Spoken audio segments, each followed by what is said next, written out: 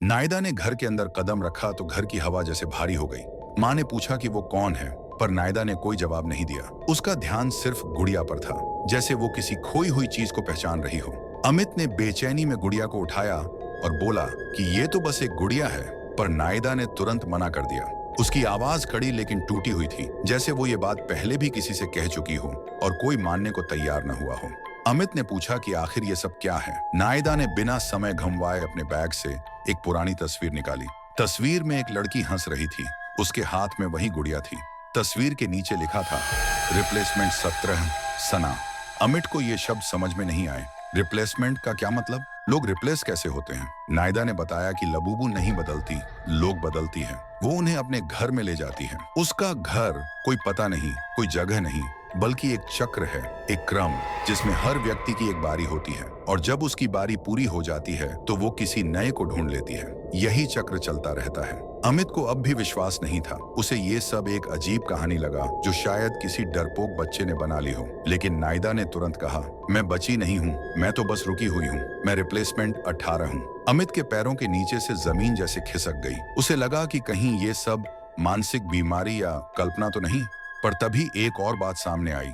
नायदा अभी तक जिंदा थी, और अगर वो 18 थी तो 17 कौन था और 19 कौन होगा? जैसे ही अमित सोच रहा था, तभी अलमारी के अंदर से एक आवाज आई, एक हल्की टप टप की आवाज, जैसे कोई धीमे धीमे गिनती कर रहा हो। आवाज कमरे में किसी गूंज की तरह फैलती गई।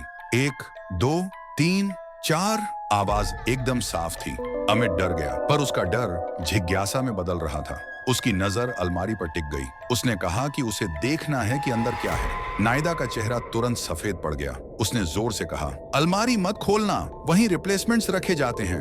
अमित को लगा कि वो बहुत ज्यादा बढ़ा चढ़ाकर बोल रही है, लेकिन तभी लबूबू उसी कमरे के कोने में बैठी मिली। उसकी आंखें अमित की तरफ थीं और चेहरा उसी अजीब मुस्कान में था। फिर उसने शांत आवाज में कहा, 19 इंतजार में है। अमित चौंक गया। नायदा ने उसकी तरफ देखा और टूटी आवाज में बोली, अगर 19 पूरा हो गया तो चक्र फिर शुरू होगा और अगला जिसे मिलेगा वो 20 होगा। अब बात का वजन समझ आने लगा। अगर नायदा 18 थी और सना 17 थी और उससे पहले कोई 16 था, तो ये चक्र कब से चल रहा था? शुरुआत कब हुई? लोग कहाँ गए?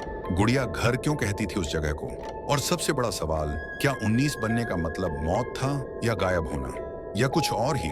अमित ने गहरी सांस ली और अलमारी की तरफ बढ़ा।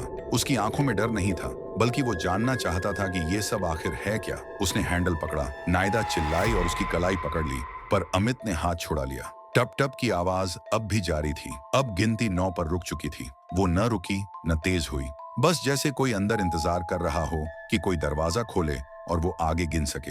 अमित ने धीरे से अलमारी का हैंडल घुमाया। दरवाजा खुला और अंदर अंधेरा नहीं था, बस एक खाली जगह, जैसे किसी ने एक छोटा कमरा अंदर बना रखा हो। दीवारें सफेद, फर्श साफ और बीच में एक छोटी कुर्सी रखी थी। कुर्सी के बगल में गुड़िया जैसा एक छोटा हैंगर था और उस पर एक सफेद कपड़ा लटका था। कपड़े के साथ एक टैग बंधा था। टैग पर साफ लिखा था, रिप्लेसमेंट 18 नायदा। अमित का दिल एक पल को रुक गया। उसने पीछे मुड़कर नायदा को देखा। अब सब साफ था। नायदा अभी तक पूरा नहीं हुई थी। वो 18 थी, पर 19 होने से पहले ही किसी ने उसे इस चक्र से खींच लिया था। फिर आवाज आई, बिल्कुल वही जो पिछले रात सुनी थी, उसी डरावनी मासूमियत के साथ, अगला नंबर 19 का है। ये कहते ही अलमारी के अंदर की हवा घनी हो गई और एक ठंडी लहर कमरे में फैल गई।